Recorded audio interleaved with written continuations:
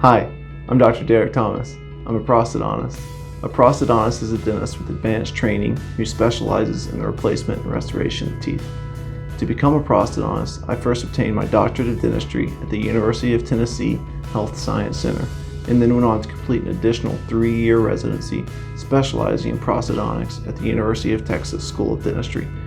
Common procedures that prosthodontists specialize in include crowns, dentures, bridges, and implants, as well as cosmetic procedures such as veneers. So when should you go to a prosthodontist? We treat everything from the seemingly simple single-unit crown to the most complex case which could require the rehabilitation of your entire mouth. We do so with the highest level of expertise and attention to detail to give you the best results. It would be my pleasure to discuss what a prosthodontist can do for you.